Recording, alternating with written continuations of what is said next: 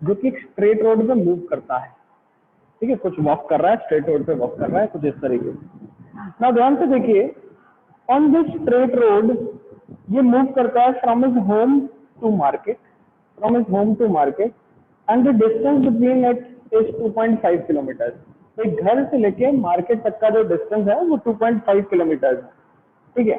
चलिए, जब ये घर से मार्केट तक जाता है तो ये 5 किलोमीटर पर आवर की स्पीड से जाता है।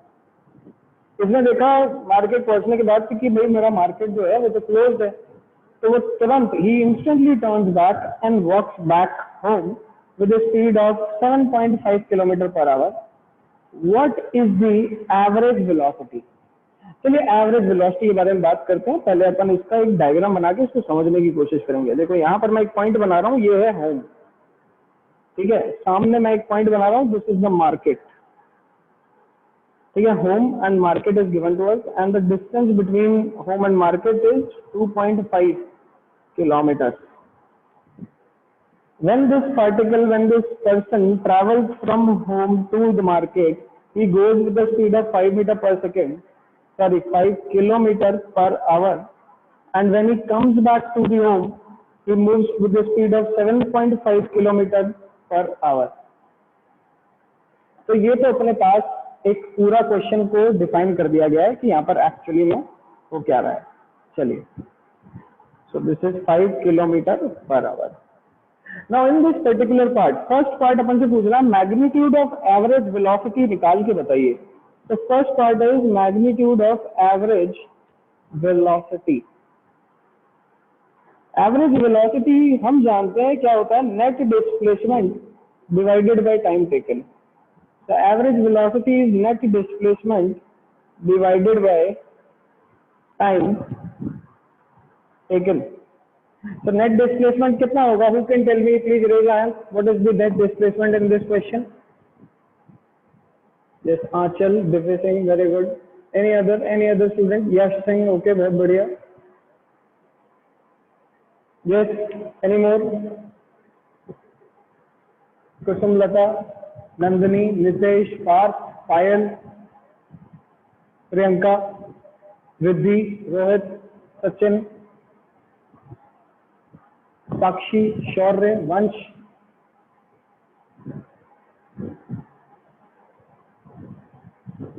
yes, tell me, Riddhi. Sir, 2.5 kilometer. Net displacement का मतलब होता है टोटल डिस्प्लेसमेंट। टोटल डिस्प्लेसमेंट क्या होगा? ये घर से शुरू करता है, ध्यान से देखो, he starts from home and he again reaches home only. तो जो इसका इनिशियल पोजीशन था वही इसका फाइनल पोजीशन है। So we can say that the net displacement is 0 and if the net displacement 0 तो divided by time taken average velocity भी कितनी आ जाएगी? 0 किलोमीटर पर आवर आ जाएगी। तो यहाँ से अपने पास आंसर क्या आता है? The answer for average velocity comes out to be 0 kilometre पर आवर, बिकॉज क्वेश्चन के अंदर मेंशन है कि फाइंडिंग द मार्केट क्लोज ही instantly turns and walks back home. ये वापस घूम जाता है, वापस घर चला जाता है, ये क्वेश्चन में लिखा गया है।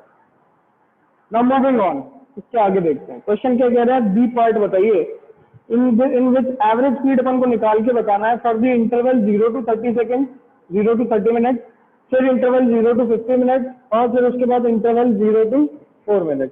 तो तीनों 40 मिनट, इनके लिए अपन को इंटरवल के लिए एवरेज स्पीड निकालनी है। नाउ सबसे पहले एवरेज स्पीड का फॉर्मूला देखते हैं। तो स्पीड, एवरेज स्पीड का फॉर्मूला होता है total distance upon total time.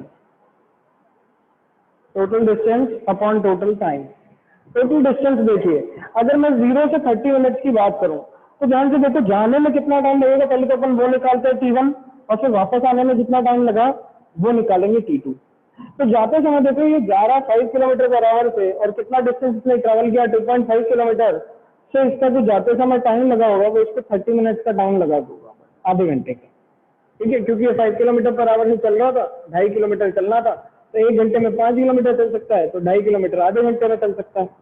And similarly जब वापस आ रहा था तो तेज आ रहा था, 7.5 से आ रहा था, तो 20 मिनट्स में आ जाएगा। आप कैलकुलेट कर सकते हैं, you know that time is equal to distance upon speed, calculate करोगे आंसर आ जाएगा T2 is equal to 20 minutes. ठीक है, तो for average speed for 0 to 30 minute की अगर बात की जाए तो ध्यान से देखिए 0 से 30 मिनट में ये सिर्फ घर से मार्केट तक पहुंचा। दैट मीन्स इसका टोटल डिस्टेंस 2.5 किलोमीटर ही है। और कितने टाइम में? तो ओनली 30 मिनट। 30 मिनट्स को आवर्स में लिखूंगा तो 0.5 आवर लिख सकता हूँ। Answer will be 5 kilometre per hour only. That means जब अपन 0 से 30 मिनट के लिए एवरेज स्पीड निकालेंगे तो वो 5 किलोमीटर पर आवर आ जाती है। फटाफट बताओ सबको ये चीज क्लियर हुई कि नहीं हुई? यस और नो? रेज हैंड फास्ट, फटाफट बेटा जल्दी।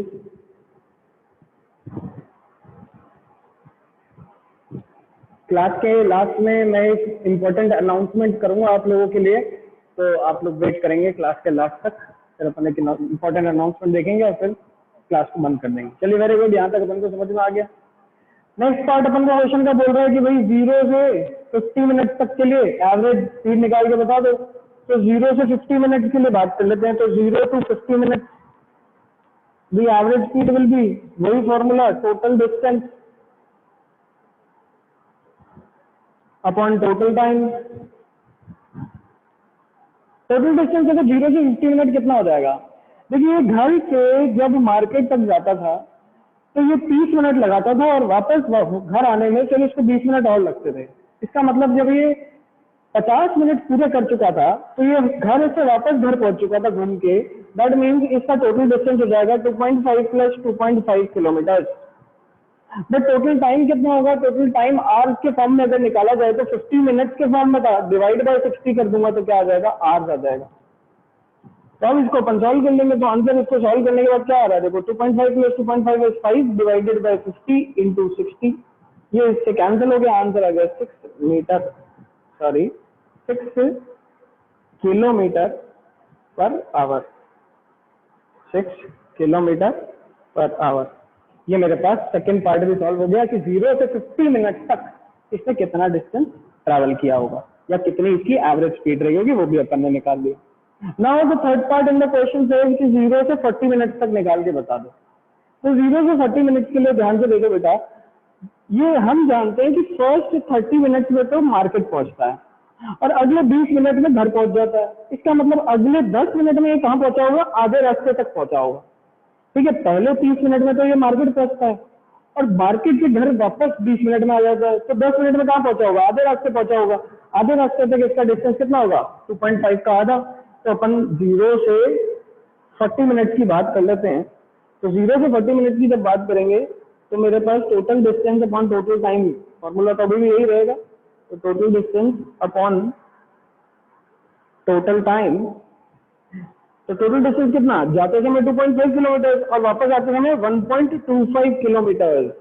ठीक है, डिवाइडेड बाय कितना टाइम लगा? 40 मिनट लगे। लेकिन जब अपन इसको आर में कर देंगे तो डिवाइड बाय 60 कर देंगे। ठीक है, ये 1 0 से 1 0 कट गया, ये 2 यहाँ से और ये 3 से कट गया।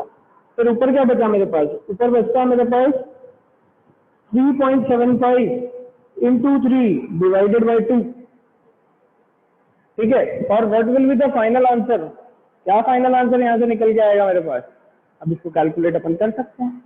मैं नहीं मानता इसमें कुछ भी मुश्किल है। This is very easy question. ठीक है, तो क्या आंसर आएगा? अपॉन 5 पॉइंट समथिंग आंसर आना चाहिए, 5.62 and this will be 5. So 5.625 kilometer per hour will be the final average speed for this particular question. ठीक है, आप कैलकुलेट करना, ये यहाँ पर आंसर आएगा। नाउ इसका क्या डाउट है? फटाफट कितने बच्चों को इस क्वेश्चन के अंदर डाउट है तो हैंड रेज कर दो। एक देर इज एनी डाउट तो मैं दोबारा इसको एक्सप्लेन कर दूंगा, अदरवाइज फिर अपन आगे चलते हैं, नेक्स्ट क्वेश्चन को करते हैं। If there is any doubt regarding this question, then please raise your hand, अपन दोबारा कर लेंगे इसको। और अगर कोई डाउट नहीं है तो फिर आगे चलते हैं। फटाफट बताओ। यस बेटा, टेल मी। No doubt? फिर भी अगर फटाफट देख लो। देखो फर्स्ट ग्राफ में अगर देखा जाए तो पोजीशन किसी भी पर्टिकुलर टाइम पे दो डिफरेंट पोजीशन नहीं हो सकती, नहीं हो सकती। दैट मीन्स फर्स्ट ग्राफ क्या है? फॉल्स है। सेकंड ग्राफ में देखो किसी भी पर्टिकुलर टाइम पे एक वेलोसिटी यहाँ पर मिल रही है और एक वेलोसिटी नीचे मिल रही है। दैट मीन्स ये भी पॉसिबल नहीं हो सकता। थर्ड बोल रहा है स्पीड टाइम ग्राफ है और स्पीड जो है वो कभी भी नेगेटिव नहीं होता, स्पीड हमेशा पॉजिटिव होती है या जीरो होती है, तो नेगेटिव तो हो ही नहीं सकती, और यहाँ पे कोई नेगेटिव आ रही है तो ये भी गलत हो गया। फोर्थ क्या है, total path length. Path length मतलब डिस्टेंस, तो डिस्टेंस हमेशा बढ़ता है या तो कांस्टेंट रहता है, कभी डिक्रीज नहीं होता। देखो यहाँ से यहाँ तक जो डिस्टेंस है ये डिक्रीज हो रहा है, ठीक है, डिस्टेंस विल नेवर डिक्रीज। तो यहाँ पर अपन लिख सकते हैं distance can never decrease, so the graph is false. तो ग्राफ क्या है अपने पास, फॉल्स है, गलत है। ये मेरे पास क्वेश्चन नंबर 16 भी सॉल्व हो गया, ठीक है। Moving on to question number 17। Moving on to question number 17 question मेरे पास कह रहा है कि मेरे पास एक ग्राफ है, फिगर 3.21 में दे रखा है। इस पर्टिकुलर ग्राफ के अंदर एक वन डायमेंशन मोशन है पार्टिकल का, जो इस ग्राफ से अपन एक्सप्रेस कर सकते हैं, शो कर सकते हैं। Now ये बोल रहा है, इज इट करेक्ट टू से from the graph that the particle moves in a straight line. पहले तो बोल रहा है कि क्या हम ऐसा बोल सकते हैं कि ये ग्राफ के अकॉर्डिंग पार्टिकल एक स्ट्रेट लाइन में मूव कर रहा है, ठीक है, एंड पैराबोलिक पाथ जब t ग्रेटर देन 0 हो जाए। मतलब क्या अपन इस ग्राफ से ये बता सकते हैं कि पार्टिकल जो है हमारा वो एक स्ट्रेट लाइन में मूव कर रहा है, अगर टाइम 0 से लेस है और टाइम 0 से ग्रेटर देन है तो वो पैराबोलिक पाथ में मूव कर रहा है। क्या हम ऐसा कह सकते हैं कि नहीं, ठीक है। तो आइए एक बार बात करते हैं, ध्यान से देखो। इस ग्राफ को अगर मैं ध्यान से देखूं तो वाई एक्सिस में मुझे दिख रहा है पोजीशन और एक्स एक्सिस में मुझे दिख रहा है टाइम। इस ग्राफ के स्लोप को चेक करो, हर पॉइंट पे स्लोप को देखो, हर पॉइंट पे स्लोप को देखो। ये मैंने यहाँ स्लोप देखा, यहाँ पर स्लोप देखा, इस पॉइंट पे स्लोप देखा, हर पॉइंट पे स्लोप मुझे बढ़ता हुआ दिख रहा है। पहले स्लोप कम था, ए पॉइंट पे स्लोप कम था, बी पे इंक्रीज हो गया, सी पे और ज्यादा इंक्रीज हो गया। That means the slope is increasing. और जब स्लोप इंक्रीजिंग नेचर का होता है तो अपन बोलते हैं that the velocity is increasing. Velocity is increasing, velocity बढ़ रही है। और अगर वेलोसिटी इंक्रीजिंग नेचर का है दैट मीन्स यहाँ पर एक एक्सेलरेशन है, कांस्टेंट एक्सेलरेशन। कैसा एक्सेलरेशन, कांस्टेंट एक्सेलरेशन इस पर एक्ट कर रहा है, ठीक है। कैसे बोला अपन ने कांस्टेंट एक्सेलरेशन है, उसकी बात थोड़ी देर में करते हैं, लेकिन हम ये जानते हैं that since the velocity is increasing तो एक्सेलरेशन एक पॉजिटिव तो जरूर होगा ही होगा यहाँ पर, ठीक है। तो यहाँ पर ये तो हम बोल सकते हैं that the particle is having some velocity and that velocity is increasing since it is having a positive acceleration. अब एक छोटा सा एग्जांपल देखो, ध्यान से समझने की कोशिश करना, ध्यान से देखना।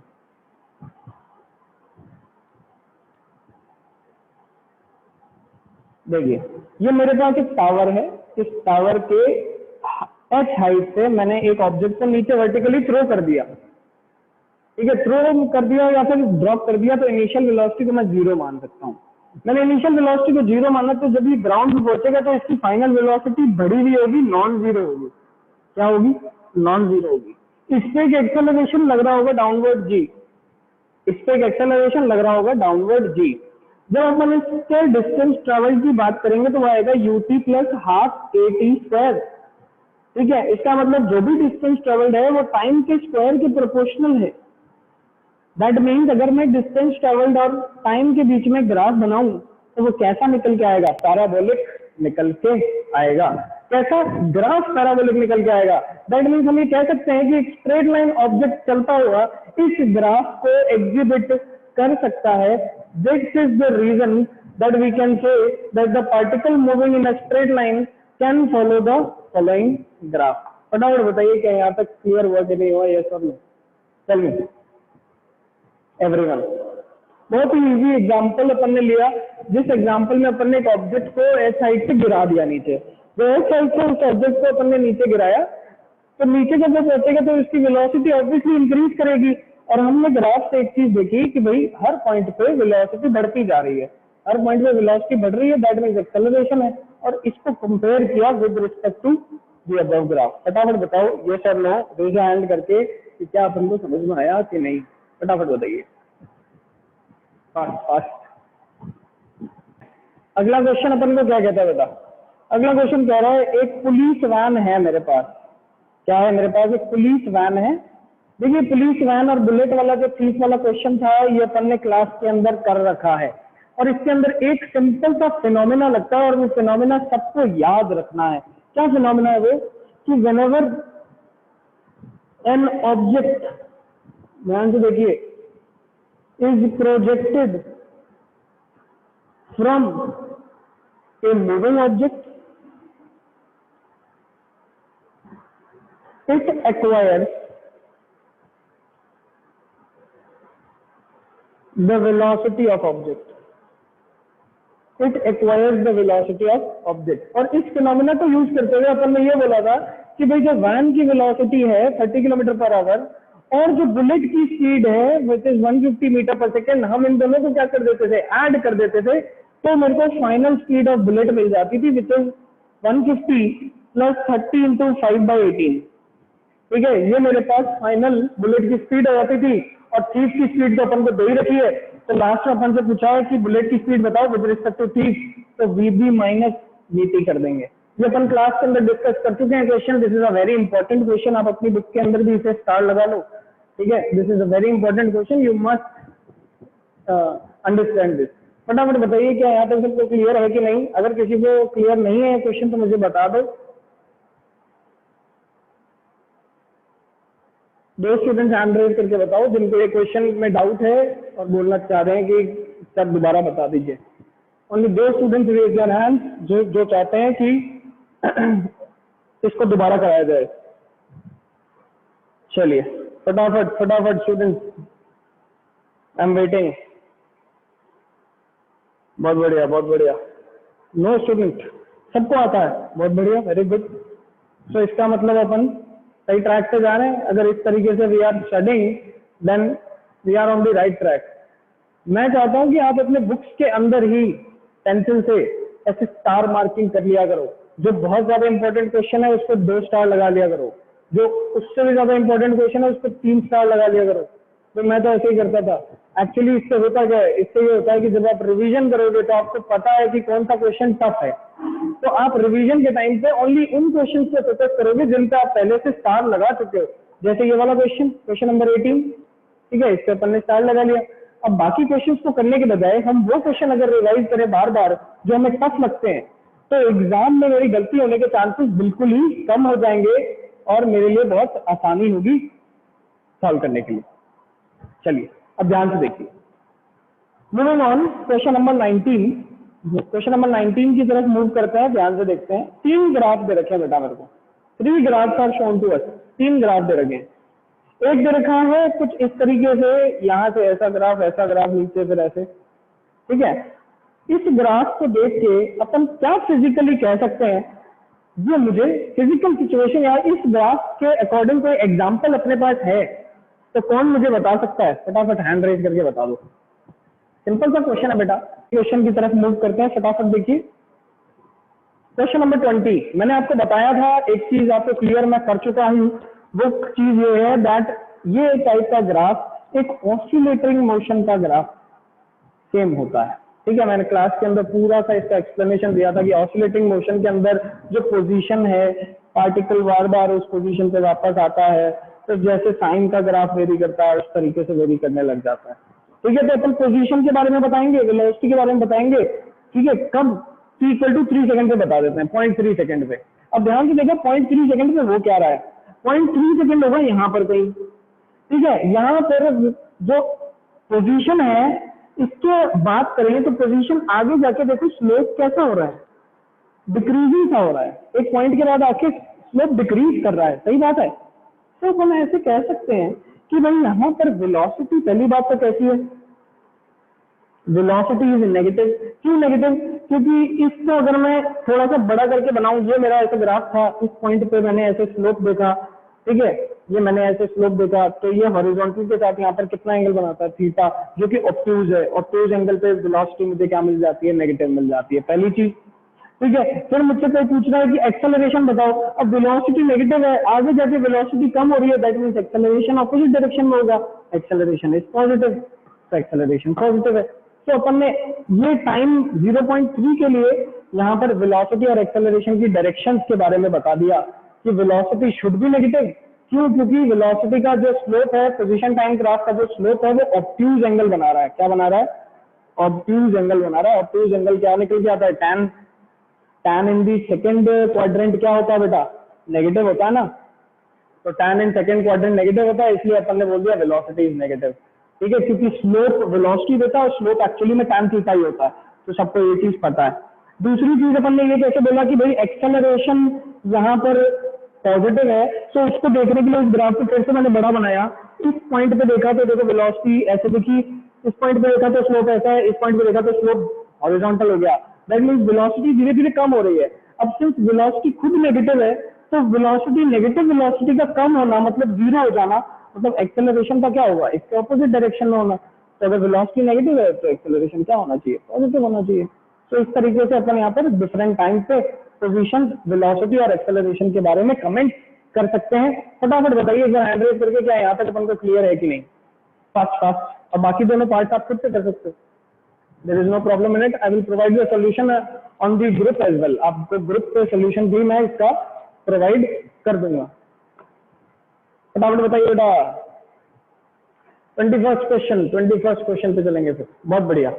21st क्वेश्चन देखो फटाफट। 21st क्वेश्चन क्या कह रहा है? मेरे पास पोजीशन टाइम ग्राफ है, मेरे पास पोजीशन टाइम ग्राफ है। इस पोजीशन टाइम ग्राफ में 3 डिफरेंट इंटरवल्स अपन को प्रोवाइडेड है, एक 1, एक 2 और एक 3। ठीक है। In which interval is the average speed greatest, मतलब एवरेज स्पीड सबसे ज्यादा किस इंटरवल में आएगी? तो एवरेज स्पीड निकालने के लिए हम जानते हैं हमें क्या चाहिए? एवरेज स्पीड निकालने के लिए we need change in distance, और we can say that the total distance upon total time.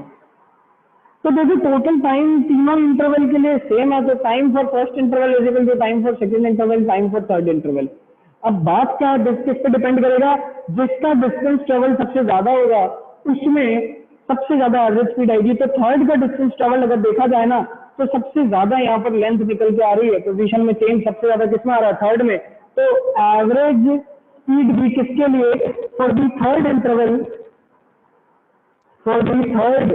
Interval सबसे ज्यादा मैक्सिमम निकल के आती है। For the third interval average speed सबसे ज्यादा मैक्सिमम निकल के आती है। ये अपना क्वेश्चन नंबर 21। एंड फाइनली अपन चलते हैं क्वेश्चन नंबर 22 की तरफ, और क्वेश्चन नंबर 22 को पढ़ते हैं। 3 इक्वल इंटरवल्स कैसे दे रखे हैं अपन को यहाँ पर? ठीक है। In which interval is the average acceleration greatest in the magnitude. ठीक है, किस इंटरवल में एवरेज एक्सेलरेशन ग्रेटेस्ट होगा? तो देखिए स्पीड टाइम ग्राफ अपन को प्रोवाइडेड है, स्पीड टाइम ग्राफ अपन को प्रोवाइडेड है, हमसे एक्सेलरेशन पूछा है। तो एक्सेलरेशन स्पीड टाइम ग्राफ के तो स्लोप से निकल सकता है। ठीक है, एक्सेलरेशन स्पीड टाइम ग्राफ के स्लोप से निकल सकता है। अब स्लोप चेक करो, इस पॉइंट पे स्लोप देखा था हॉरिजॉन्टल, इस पॉइंट पे स्लोप देखा था देखो कुछ इस तरीके से आ रहा है, और इस पॉइंट पे स्लोप देखा तो ऐसे आ रहा है। तो सबसे ज्यादा स्लोप मुझे कहाँ दिख रहा है? 2 पे दिख रहा है। So acceleration will be maximum at 2। इसी तरीके से अपन एवरेज स्पीड भी निकाल सकते हैं कहां पर ग्रेटेस्ट होगी। तो एवरेज स्पीड कहां पर ग्रेटेस्ट होगी वो भी निकाल सकते हैं। कैसे निकाल सकते हैं बताइए? You can tell me. Class over होने वाली है। अपनी क्लास का रिवीजन फॉर दी चैप्टर्स कल से मैं शुरू करूंगा टिल संडे। कल से मैं शुरू करूंगा till Sunday the revision for the chapters. सुनिए बेटा, ध्यान से सुनिए एक बार। ठीक है, संडे तक रिवीजन रहेगा। उसके बाद जो रिवीजन क्लासेस होंगी वो सिर्फ थर्सडेज और संडेज को रहेंगी। ठीक है, तो जितने भी न्यू स्टूडेंट्स हैं जिनको कोई डाउट है तो आप उन रिवीजन क्लासेस को अटेंड करिए। अपन उसमें सारे के सारे पुराने कॉन्सेप्ट को सीख लेंगे बिफोर